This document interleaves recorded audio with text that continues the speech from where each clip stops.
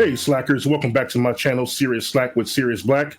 On this channel, we do interviews with creatives, talk about their work, their hobbies, their mental health, and activism.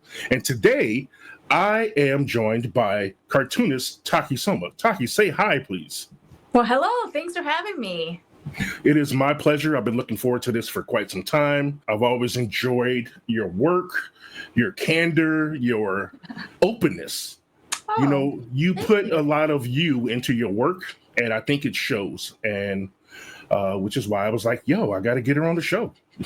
Well, thank you very much. I do try to do that as much as possible. I think being authentic is the only way to be. Was that something that just came natural to you, just putting yourself out there and putting so much of you in your work, or did you have to work at it? I think it came with age. Right. I don't think I was always like this, but it feels natural to me now. Hiding or omitting things just doesn't feel right anymore. But I think it felt right when I was younger, maybe. I think it's maybe because we were, in our younger years, we were just so... not closed off, but society had done a good number on us, telling us that we have to be secretive and nobody feels like us and you know, things like that, right? Yeah. How long have you been doing this? I was about 27 years old or 28 when I was going to advertising school to become an art director, and I was working at an ad agency at the same time, and my path was pretty clear to me in the moment. And while I was going to school, I was talking about comic books all the time because I literally discovered comic books only like a year or two before because of a boyfriend I had at the time. And he was an avid reader. He loved comic books.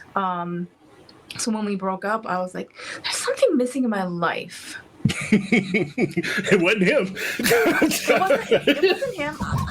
It was comics. I'm like, I'm going to start reading comics on my own. And, you know, I was going to school and I talked about comics all the time. And like one of my schoolmates is like, don't take this the wrong way. Like, I don't think you want to do this. I don't think you want to be an ad. And I'm like, what do you mean? Clearly you want to do something in comics. Like, I just wanted to say, this is what I've noticed about you. That's all.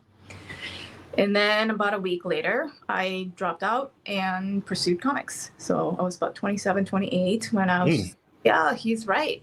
I do want to do comics, and I've always been an artist. So I'm like, naturally, I'm like, yeah, I want to be a penciler.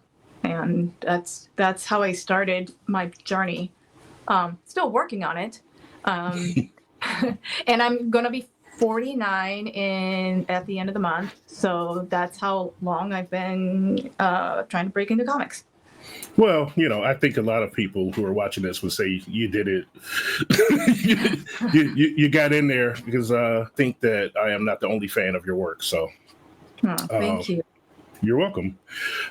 Speaking of which, I do want to talk about your work. And honestly, you've done so much. I don't even know which order to go in, but we'll pick this long runner to start with, just because I know you have a lot to talk about between where this started and where we're at. So if you want to kick us off with how you got involved with the United States of Murder, Inc. and like what it means to you, I would love to hear that.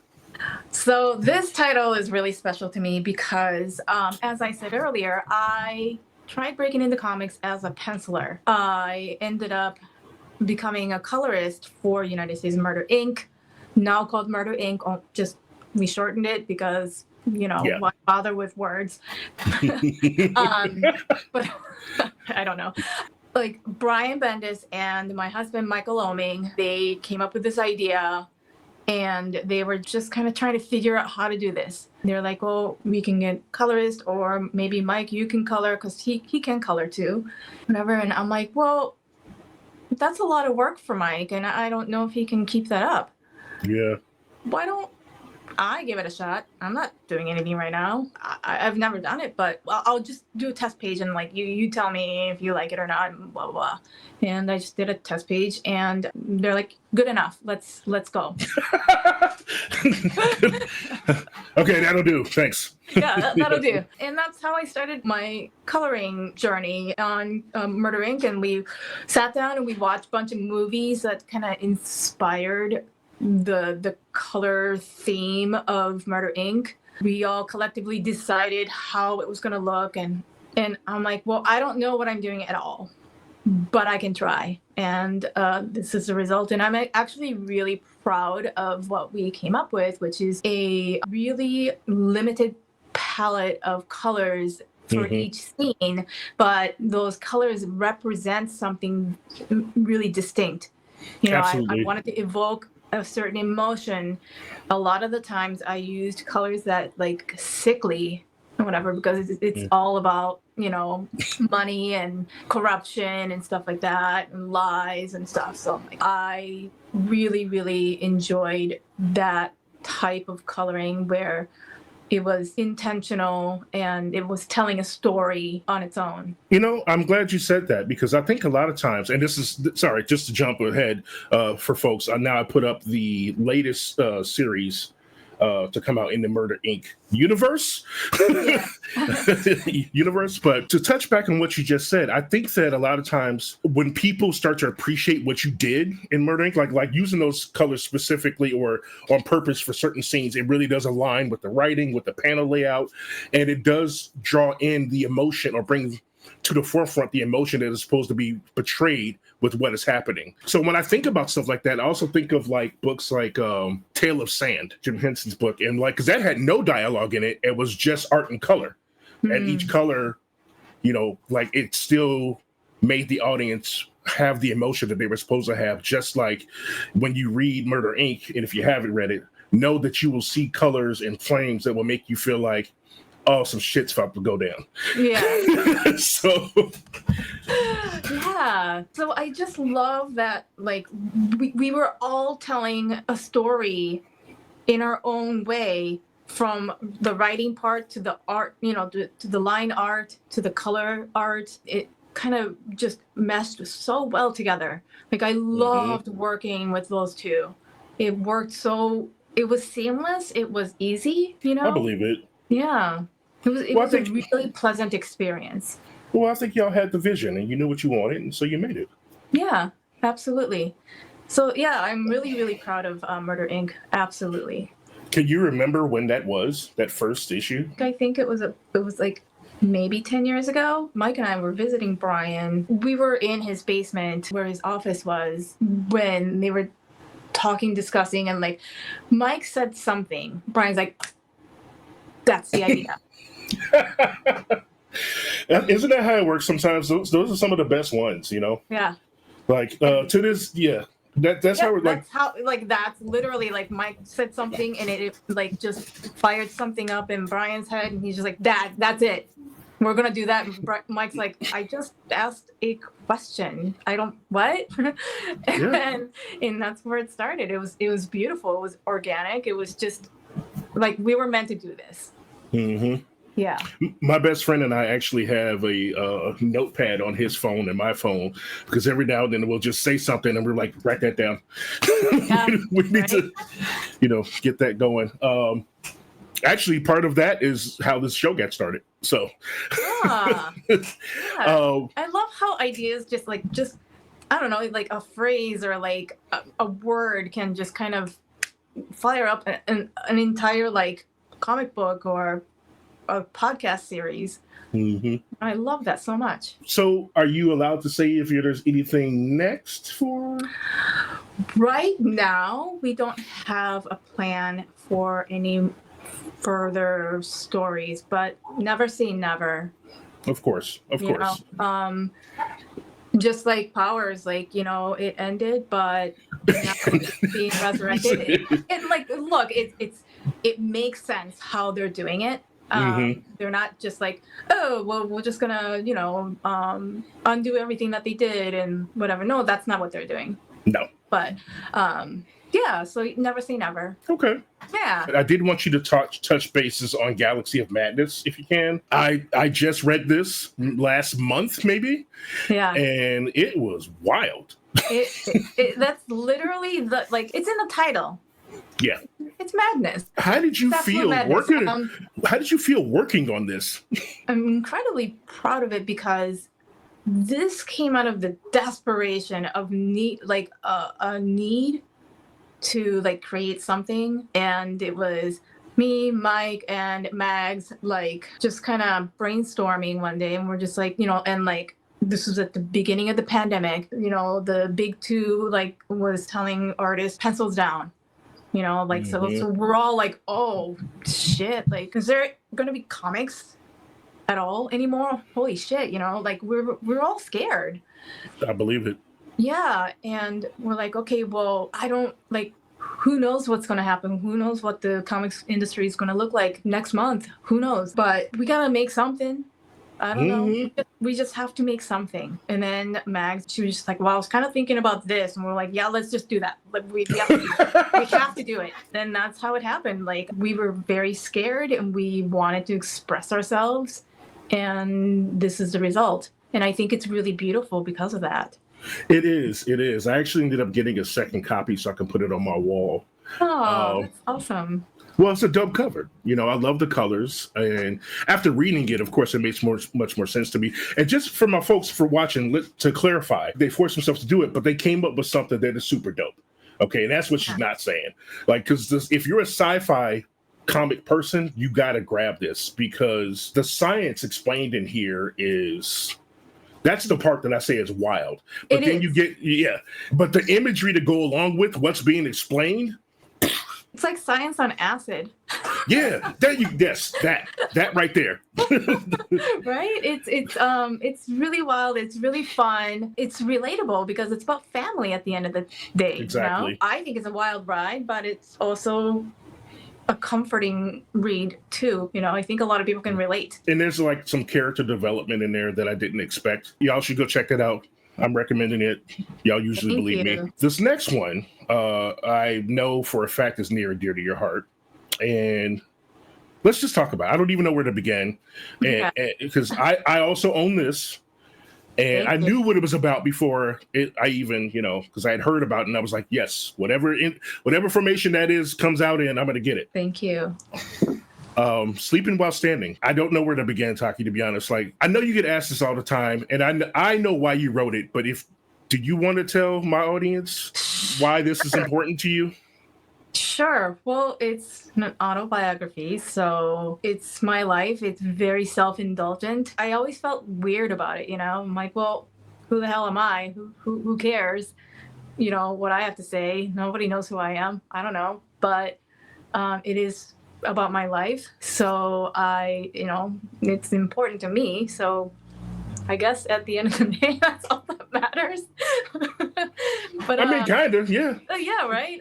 Right. Oftentimes, like, friends will ask, like, "Hey, are you satisfied with like how it was received, and like, do you think it was successful?" And I'm like, "Well, yeah, I think so. I think I was satisfied the moment that I was done with it. Just the fact that I did it was enough. It was what I wanted out of making Sleeping While Standing. I'm like, even if only like 3 people read it and they're related to me, and I'd still call it a success because I finished it.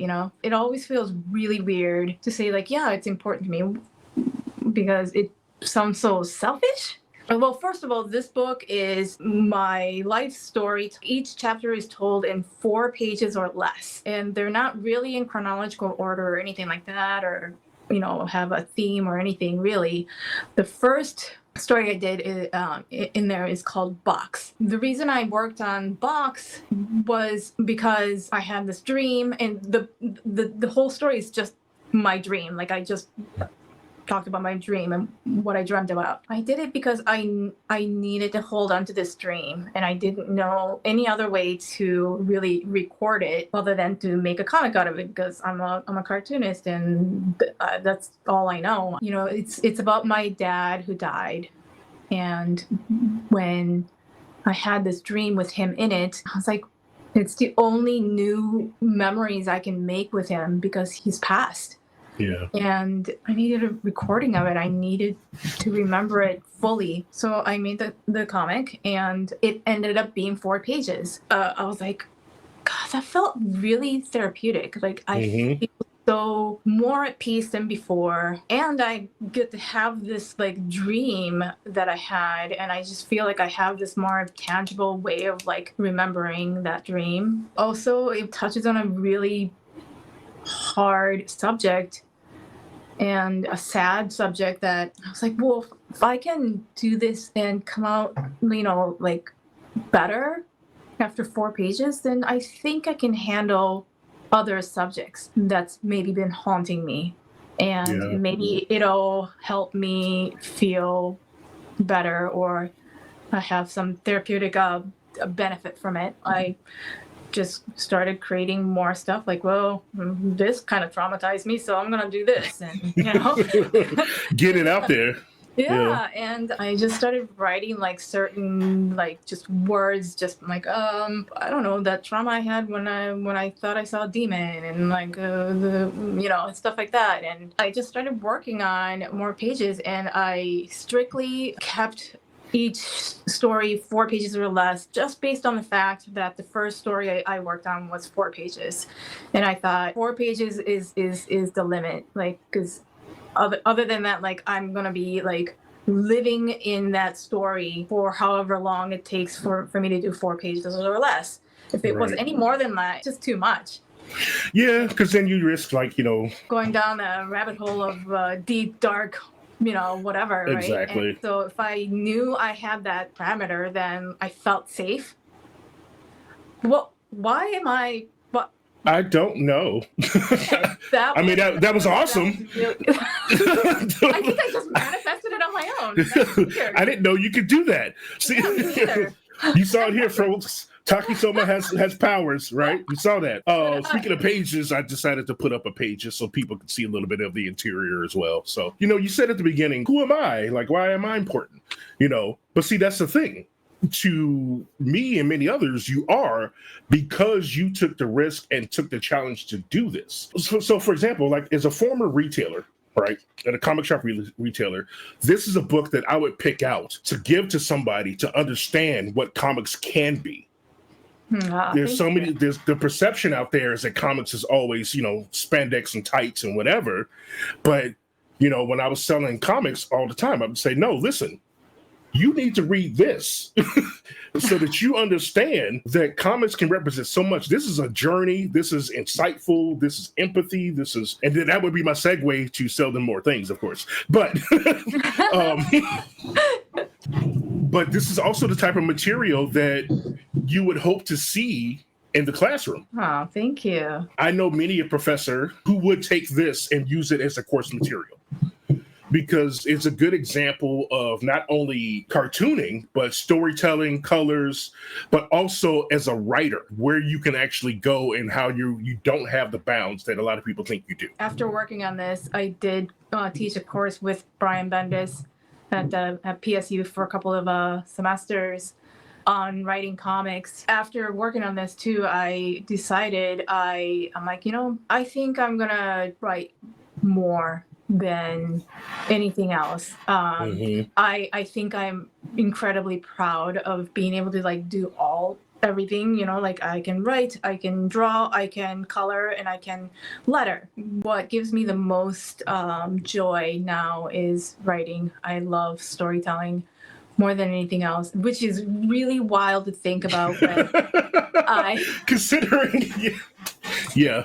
Considering that like my first instinct into comics is to become a penciler. At the end of the day, I'm like, I'm not doing anybody any service drawing anyway. Like, I'm a workman's artist. It does the job. It's not like David Mack, beautiful, watercolor gorgeousness that like just makes you weep because it's so beautiful. Like, mine's just fine. It's just fine. It does the job.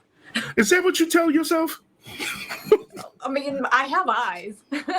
I mean, okay, all right. Well, no, okay. Hey, I'm not gonna lie. Yes, David Mack stuff is beautiful and all that, but I, as a reader and a consumer, have grown to appreciate a lot of different styles. Like, even when somebody tries to say that their style is more simplistic, like, I'd like to know that this is their style. Like, I can pick out artwork now from certain artists because I'm like, oh, that's such and such, no, because absolutely. Like I do appreciate that. Like clearly, I have a style, but again, it's practical art, Mhm. and I'm okay with that, right? I was never trying to be a David Mack or But look at this page. Look at this page right here. This is fantastic. Thank you. Thank you very much. The background, you see that kind of Oh yeah, I see it. I don't know if y'all can see it, but that's fur. that's fur. Back That's here. literal, that's actual fur that like I scanned my cat once. That's the actual scan of that cat that I drew. See, that's why I chose this page, because I was like, I want to know what's up with this cat. But like, I wanted to know what was up with the fur behind it. When I originally saw it, I was like, Wait a minute. yeah, that's hair. Texture there. Yeah, that's hair. So that's pretty dope. But and see, and that's what I mean. That's unique, and Thank you. Well, I did have a lot of fun, like doing weird stuff like that, like putting my cat's fur in the background, kind of putting it there and not really like pointing at it, like this is my cat's fur. Like, like I felt like if somebody noticed, I think they'll be delighted. If they didn't notice, they're not really missing out on anything. I think I also like in the book too. I forgot where it was, but you had your profile in there. It was hilarious. I was like, it's legit. There's truth in it, but it's the most non-serious profile I've seen in a minute. It was hilarious. I don't remember what I said, but yeah, I'll send it to you later. Okay. Well, actually, I have the book right here. Mine is downstairs. Let's see. What did I say? Oh yeah, that was definitely not serious. Yeah, I love having fun. With it's hilarious. With work. Okay, so you've done so much, but like you're still going at it. And in fact, we got a new project to talk about. Like you just keep going, huh? Let's talk about Alienated, coming out on Comixology, right? Well, it is already out. It's Number out one now. is out already. I love that the background matches the cover. Holy crap, I didn't even notice that. Hold on, I gotta screenshot this now. I love that so much. First of all, the cover, pretty dope. When I first saw the title, I read it as one word, you know, and then I didn't see the eyes at first and noticed that there were other beings inside of the eyeballs. Great choice. Was this another one of those just we're in the basement and you said something and this came up kind of ideas? A little bit, yeah. I just had this, like, I woke up one day and I usually have writer's brain in the morning when I'm still in bed and still kind of like half asleep. I usually come up with a solution to a problem, like a story problem that I couldn't figure out. Usually I can figure it out in the mornings as I'm waking up. Well, anyway, one morning I woke up and I just had this vision in my head of a bunch of aliens that arrived overnight. They're all dead, littered all over the world. And that's all I had. And then I was telling Mike, I was like, oh man, it's such a cool imagery. Like, I don't know what it's about, but I want to do something with it. And so I started asking questions like, well, why are they here? And where do they come from? How do they get here? What do they want? Why did they all die? And just asking those questions, I was like, oh, well, I have a story now. Yeah. And I would say that, like, I've read it, y'all. I'm not going to give any spoilers away, but the family dynamic is interesting. And so and there's an example right there. That's one of this is what you're, talking about. They're finding aliens. I can't wait to figure out what is happening, or like, well, I'll wait till you tell us, obviously. But this guy here, though, in the bathrobe and the slippers, like that's just like, oh, you know what? Draw a neighbor. Get a neighbor out there. Yes, that looks like the neighbor. Everybody's got one of those. You know that guy. You know him. He actually looks like I think the dude's name was Carl from Aqua Teen Hunger Force.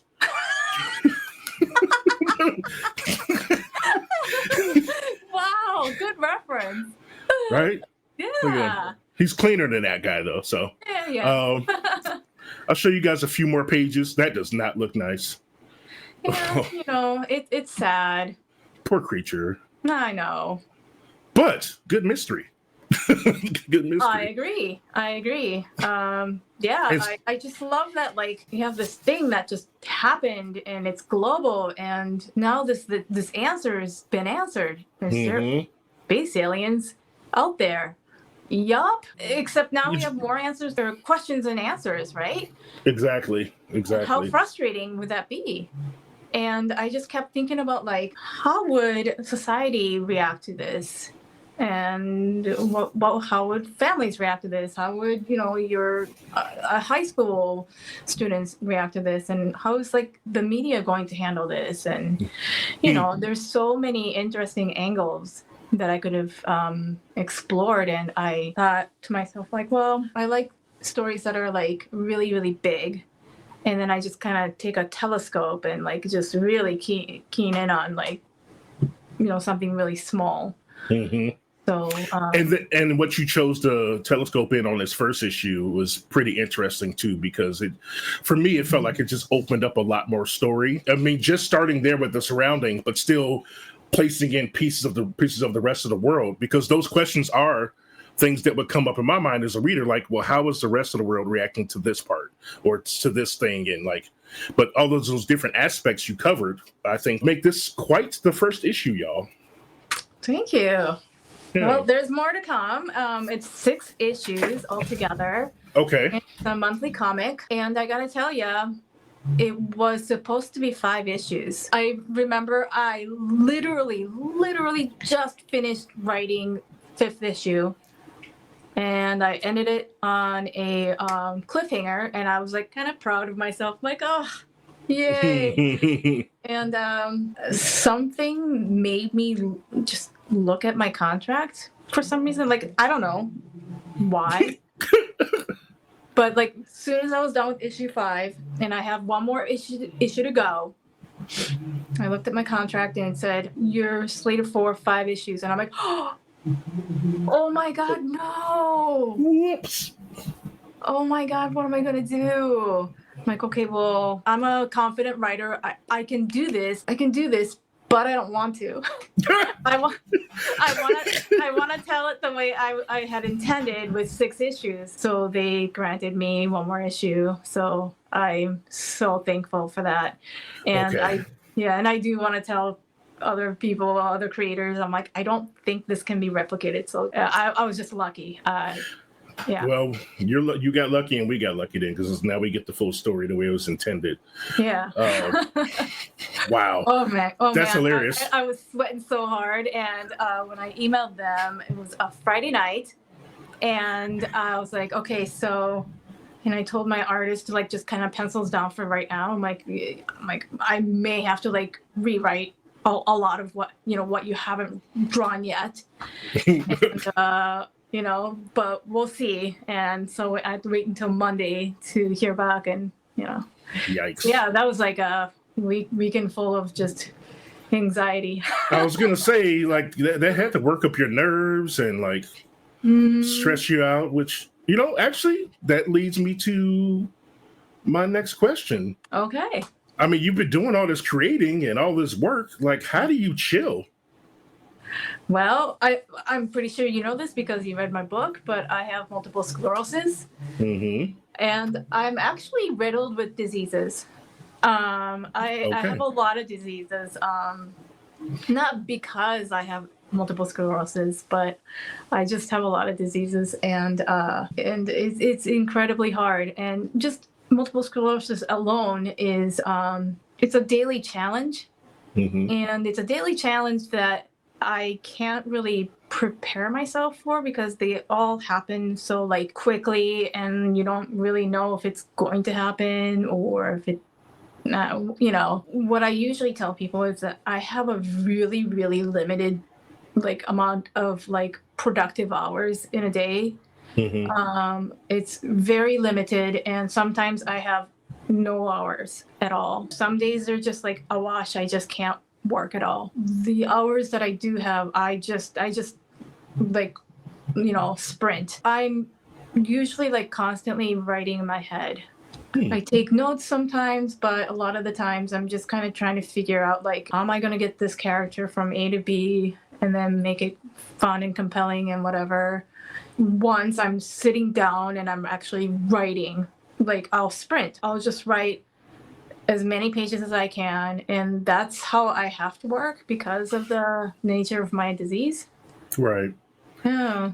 And then is there something that you do to like once you feel like you've accomplished something, do you have a reward system for yourself or anything like that? Or Well, see, I love making comics. So that is actually my hobby. So oh, well, okay. yeah, it is my hobby. And, and I know I told you, like, I play video games a lot as therapy. And it's true. It's really more therapeutic than hobby.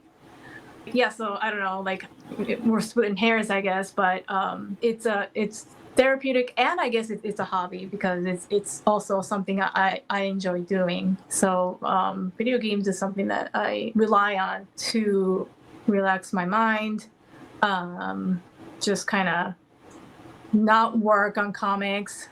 Even though I enjoy it, it can be stressful, of course, because of deadlines and stuff like that. Right. Yeah.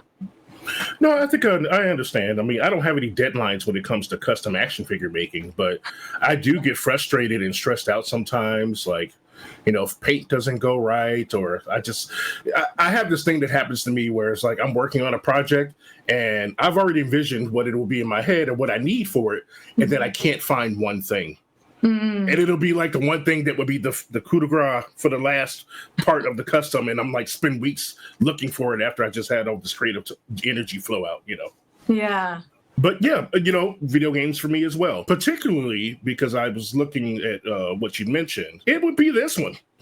I love this game so much, and I'm so glad that like you're into it too, because dude, I can talk about this game for hours on end. Right? Baldur's Gate 3, y'all, had me in a chokehold. Still does. Did you create your own character to start off? I did, and I'll tell you something really strange. First of all, I've never finished this game. Well, it is a big ass game. Okay. I remember the first campaign that I did. I knew I was getting close to the end, and I'm like, I love this so much. I don't want it to end, so I'm gonna start all over again with a new character. And that's what I did.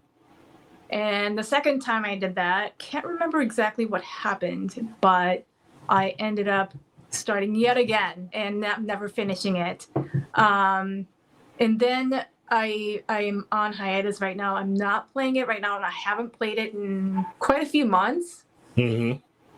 Because I'm waiting for the last update that they've been teasing for me to like just really just start all over again with the new update, and then finally finish the game because I heard the ending was so amazing. I think there's multiple. I got a certain ending. It's not a spoiler by this point, but I think I blew Gale up.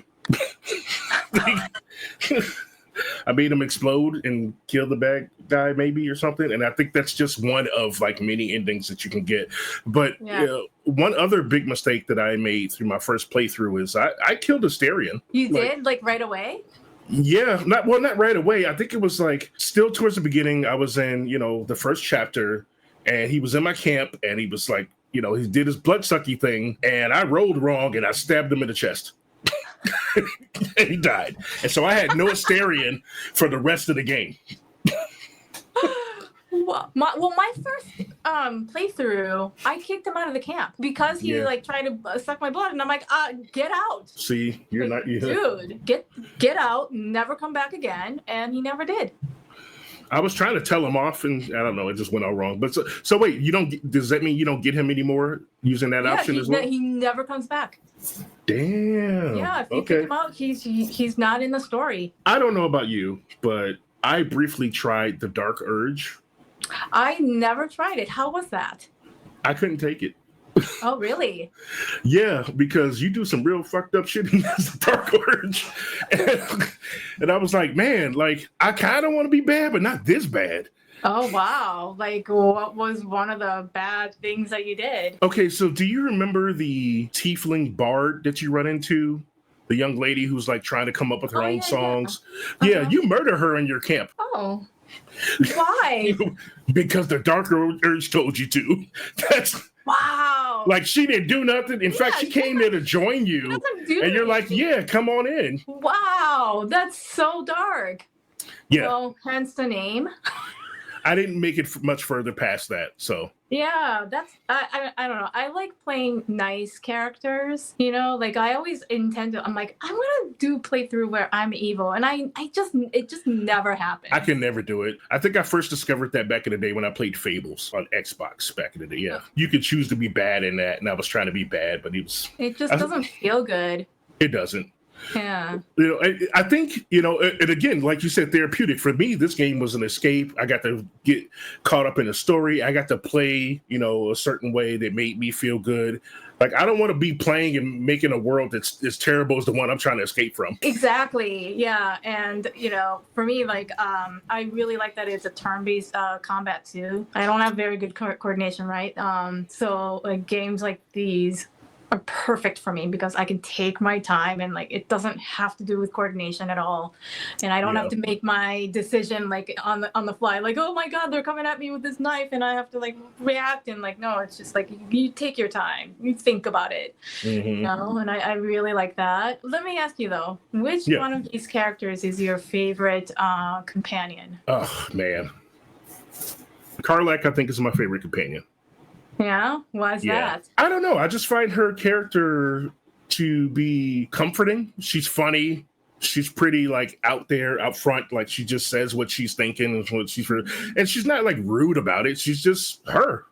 She's just open. She has nothing to hide. I mean, Will had daddy issues, and you know. Oh man, Will just I don't know. I heard many people who just love him, Will, but I found him to be really boring. Yeah. Okay. Thank you. Yeah, you're not the only one. I mean, Asterion is hilarious. Gale was kind of funny.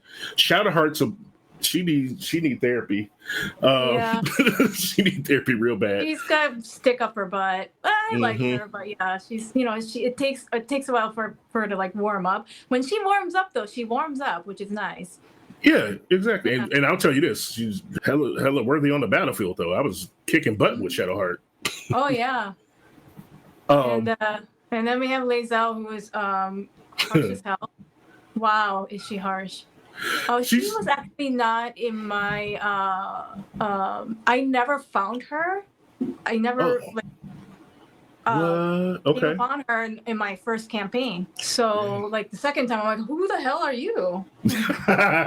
I'm like, I had no idea. So that was wild too. But Gale is actually my favorite.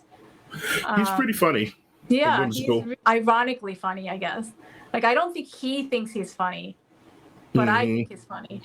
I think he thinks he's charming. Yeah, definitely. That's for sure. He's charming. I think during one of my campaigns, I actually respected Lae'zel into being a rogue. Really? And it turned out very interesting. Really? She turned out to be a really good rogue. Yeah. And I think I turned Will into a paladin. Oh. I'll keep going back to this game for the next few years because it is a good therapeutic release. And yeah. Well, I read that like I think it has like 670 different like endings or something like that, or possible. Something like that. Yeah. It's wild. They did an amazing job making this game. I don't think it's possible to like replicate something like this. I think this was made out of love, made out of time, and you can tell that like they put a lot of love and the detail everything into it. Yeah, it's crazy the amount of detail that like and like amount of choices you can have, and how like those choices will change the story along the way. It's crazy. Yeah. I was pleasantly surprised. I mean, even, I think I had a friend group at one point, we were talking about it and how it was like, oh, I did this thing and this happened. And they're like, I never even saw that. That's not a thing that happened to me at all. Yeah, right? Yeah, it's really weird how crazy you can go. I was watching like a YouTuber who was like playing it, and I don't know if it's a spoiler or whatever, but like she put poison in the goblin camp. Oh yeah. Yeah. And so like she didn't have to fight any of them. She just put the poison in there and they all just kind of died, and she just like walked in like I'll just kind of walk through this area and How did see I ya. not think of that? Wow. Yeah. Sorry. Okay, one more Baldur's Gate story, and then I promise I'll move on. But speaking of that goblin, not the camp, but when you first walk into the blighted village, and there's that goblin on the roof just throwing things at you, Oh, and yeah. it's like your first second goblin encounter. I failed miserably that first time. Like I died somehow, and so the next time I went back in there, I had Gale go straight to the ladders, climb all the way up to the roof, and just push that goblin off the roof. I was like, no, not this time, dude. No, I'm not having it. Oh, wow. That's so fun. I love that so much. So yeah, we talked about this is the Baldur's Gate acts as therapeutic for mental health practices. And is there anything else that you would care to mention that like kind of helps you keep you in a healthy mental state as much as possible? Well, video games isn't just about kind of escape for me. It also kind of helps me. Well, like I was talking about the coordination thing. Like it helps me with coordination because I get to practice it, even though I really suck at it. Like it's more engaging than just watching TV. So I think multiple sclerosis is a neurodegenerative disease, right? So Right. I'm always looking for ways to like exercise my brain. So and weirdly, certain types of video games do touch on that. So yeah, so it does help with my cognitive skills, which sounds really weird, but it does. Not to me. That makes sense to me. Yeah. No, I was just saying you're right. I guess I didn't look at it that way too. It has helped a little bit of my hand-eye coordination, so I have some issues with that. But also, I do find it therapeutic. It is some downtime, a bit of a refresher, and then I, do some writing. And when I have insurance, I go to therapy. So it's just all about the combination of things, I guess. Yeah, I mean, absolutely. Like I still see a therapist, and another thing that's really, really like mentally just therapeutic is exercise. I really, really, really, it's the reason why I have, the mobility I have is because I've been an avid like runner since I was like 20 years old, and I still run, I still exercise every day. And I started running when I was like 20 because I really wanted to control my panic attacks I was having. I've been seeing the therapist since I was like 16 or something, but like nothing worked enough. I think they were all helping, but like I'm like I need to be better. I had debilitating panic attacks, and it was on a daily basis, if not multiple times a day. It was just too much, and and I just stopped. I just got clean. I was, doing much drugs before and whatever. And I'm like, I don't know. I got to do something. And yeah, I read somewhere. It's like, yeah, exercise can actually like help with, depression and panic attacks. And I'm like, all right, I'll give it a shot. And that's how I started exercising. And I found that running is the one that really kind of resonated with me. Because it's like I don't have to wait for somebody else. I can do it on my own. Facts. And I can just do it cheaply, and anytime I wanted, I could just go run. I didn't want to join a class. I didn't want to join a team. I didn't want to do any of that because then I had to like wait on somebody else. Still to this day, like I'm as mobile as I am because I still exercise. I think if I didn't, I would just be totally, I don't know where I would be. Maybe I'd be exactly where I am now or not. I don't know. I would like to think that there's been some benefit to that, to taking up that practice. Yeah. I mean, regardless, it's good for you. Yeah. Yeah. It's. I started running because for mental health reasons, and it also has many other benefits, like like stay mobile. Mm-hmm, mm-hmm. Yeah. I think that's why when I get down, my knees are shot, so I don't run. But I end up usually like dancing in the house or cleaning up the whole house, or doing both simultaneously. So just to get some movement, some mobility, and I do feel better afterwards. Yeah, yeah. Just any kind of movement is the best exercise. It's cleaning and like dancing around the house, and that's the best exercise. So thank you for sharing that with us, by the way. I really appreciate that, because that's kind of what the show is all about, is like being, open to what we go through as people. Regardless of all the cool things we do, we still have some other things that, are just part of us. Now, when you're not creating and playing video games and all that, I understand that you also have a passion for the Hero Initiative, which is one that I'm familiar with too. I'm actually involved with them as well, but tell me how you got involved with the Hero Initiative. Well, the short version is that they helped me when I was first diagnosed with multiple sclerosis. I was aware of them because Mike Oming, my husband, has worked with them for many years, way before we were even together. He would donate art to them, or he'll do like events with them to raise money and stuff like that.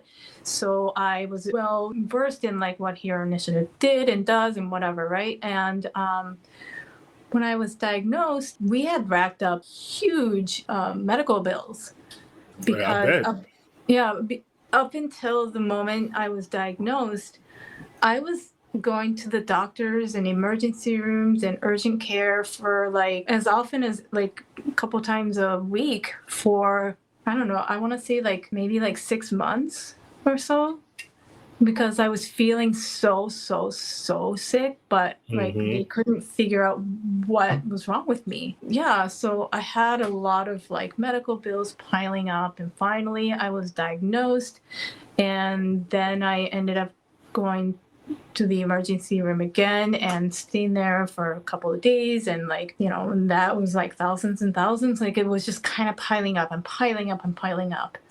And then I finally saw my MS specialist, my neurologist, soon after, and he's just like, yeah, so we have to put you on MS treatment. And a treatment is what? It's a drug to help slow down the progression of the disease itself. So it's not a cure, but close to a cure as possible, right? And he's like, so there's this treatment that I recommend for you, but, out-of-pocket cost is thousands of dollars. And I'm like, cool.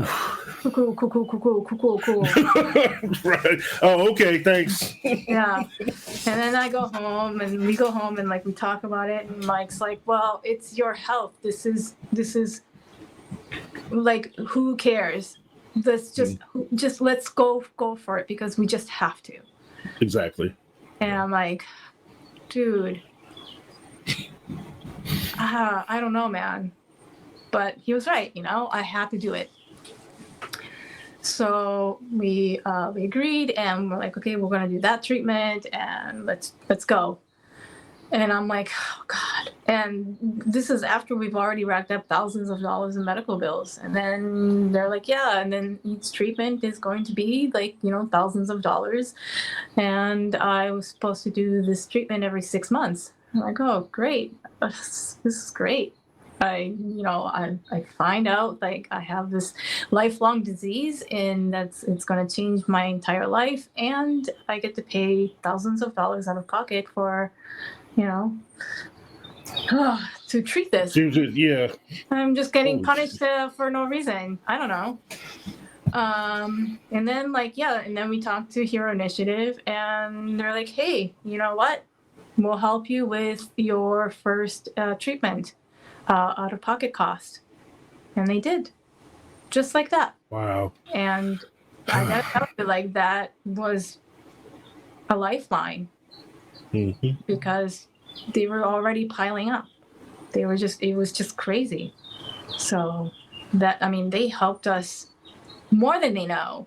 Which is why we spread their message now, because absolutely. They do so much for comic creators who are mostly, like 99% of us are self-employed, and we don't have health care through our employers because we're self-employed. And we don't have a lot of like benefits from our employers because we don't have employers. So they're out there taking care of these people who need help.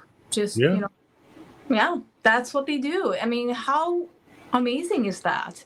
Pretty amazing considering, like, especially within this industry, like that's so very true. And I imagine had this been there from the very beginning, but I'm glad that Jim came along and started this thing. And, the people that I know here in Portland who help out with it have been tremendous, donating of their time, their art, their money, resources, what have you, just to make sure that these folks, these creators are taken care of in some fashion when they can. I think it's great. The nature of the game is like, well, you chose this profession that doesn't pay you back, so it's your fault. And I'm like, well, yeah, I guess that's true. I went into it knowingly, but at the same time, you don't want me in your regular workforce doing whatever. Because I don't know anything at all. Like I can't even make my own bed. So I'm contributing to society by having a regular job outside of comics. Like I don't think I'm doing anybody any favors. That's funny. Okay. Well, note to self, don't ask Taki for help with stuff. Because I won't do it correctly. It'll look like you've already slept in it, even after I worked on it. So, don't do it. All right. Keep that in mind, y'all. Well, we've talked about a lot of serious stuff and some heavy things. And again, thank you for sharing with us. But and I know that my show typically can get like that. So I don't like to end on a somber note. I want to pick you back up a little bit. I think it's now time for the bonus round. Sounds good. I love this bonus round. I've got 30 questions. And we're going to spin this wheel 5 times. And then whatever number you land on is the question that you get to be asked. I'm sure you're so looking forward to that. So let's go ahead and spin the wheel once. Let's see what we get. Ooh, I hope it's 32. Whoa, it's in between. Interesting. Okay. Number 19. Okay. Oh, this is an easy one. What is your favorite snack? Oh, that's not easy. Oh, damn. Okay. Remember I told you that I'm riddled with diseases? Good point. Yes. Okay. Okay, what can you eat? Let's do that.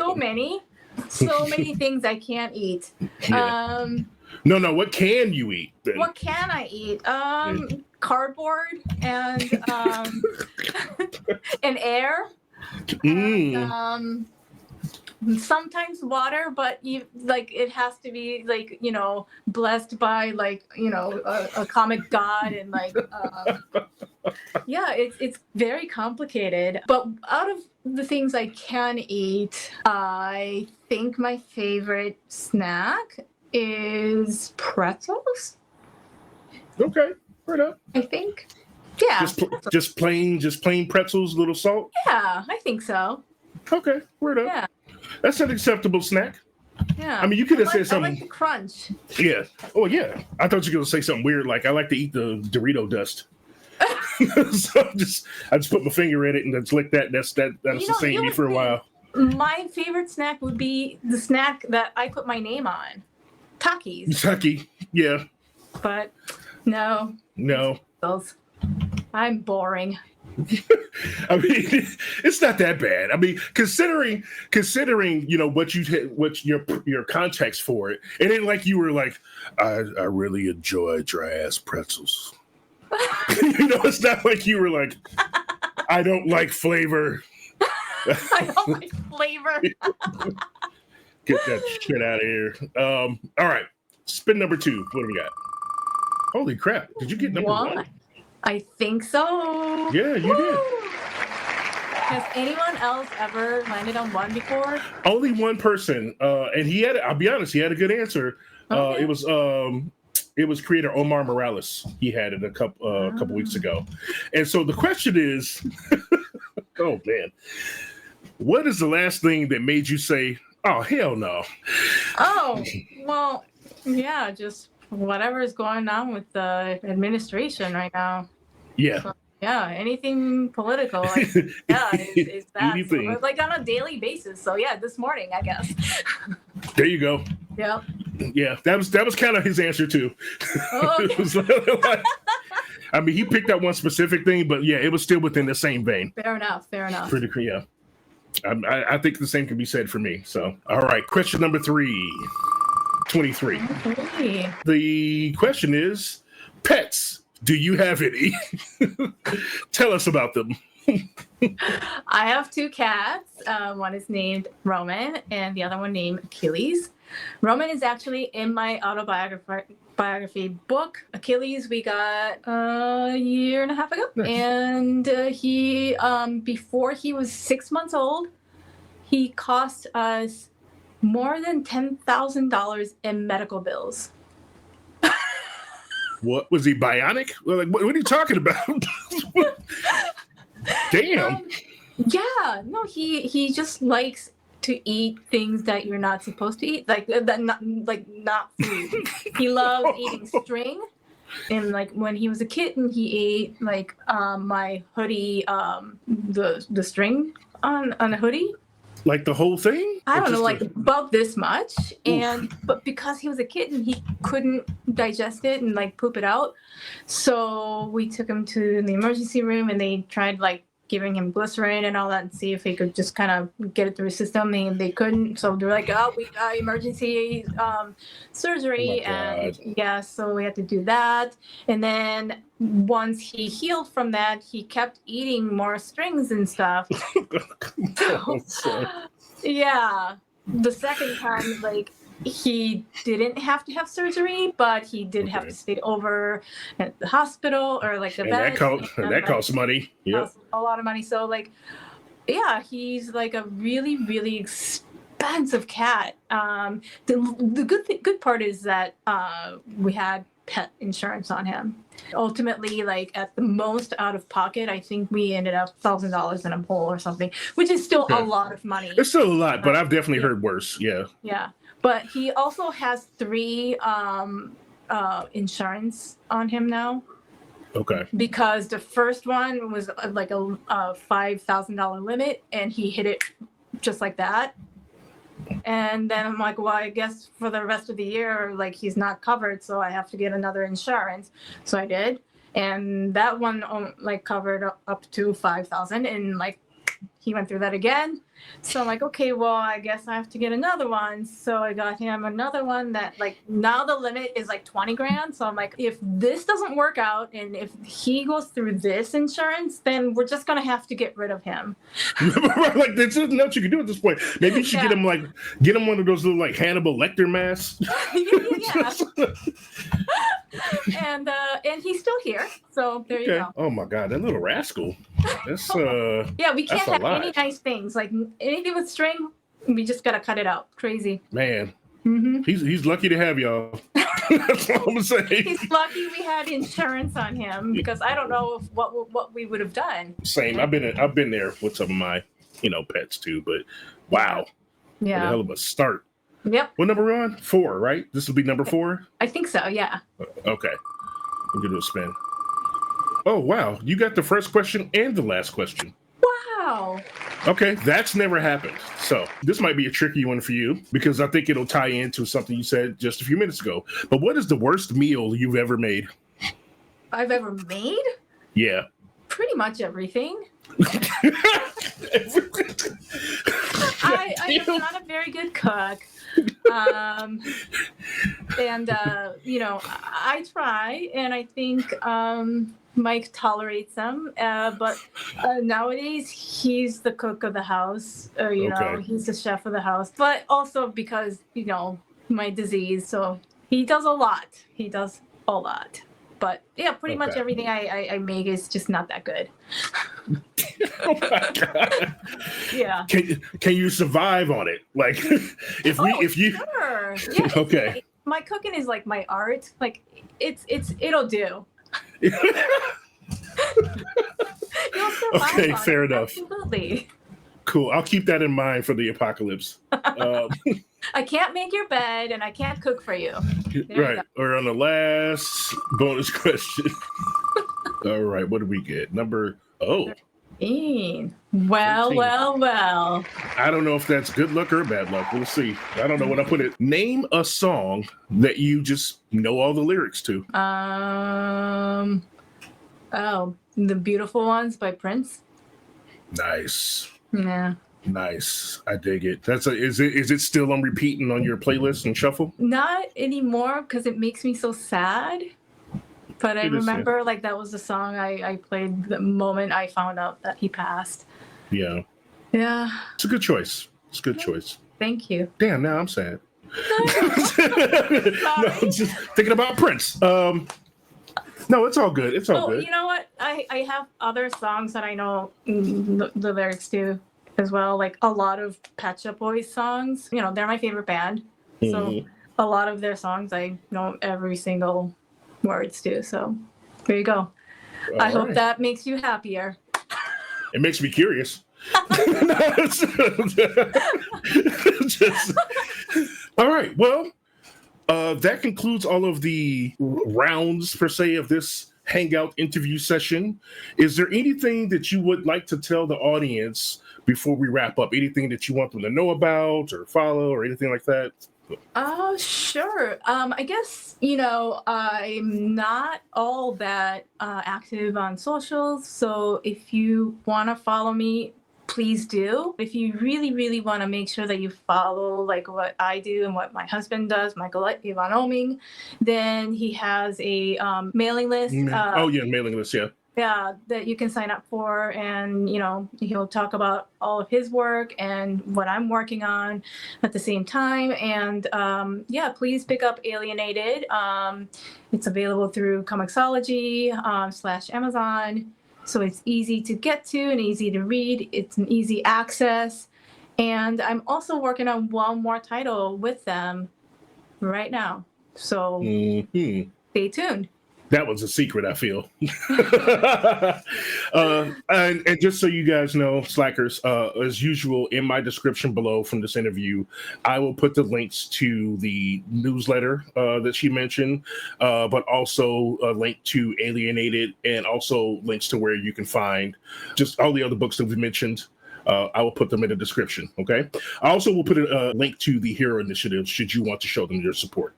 That being said, I'd like to thank you for your time today. I really appreciate you doing this and just, having fun. It was really, really fun. Thank you for having me. That was really, really, really fun. I'm glad. And, you're welcome back anytime in the future. We can just do something else, hang out, and maybe we'll look at Baldur's Gate videos together or something. So. Oh, we could play together. Yeah. Yes, we could. Yes, we could. All right. We'll chat about that offline. All right, sounds good. All right, Slackers, that's it for this round. I will see you in the next videos. Don't forget to check out the other interviews, check out the music reactions, and until next time, peace.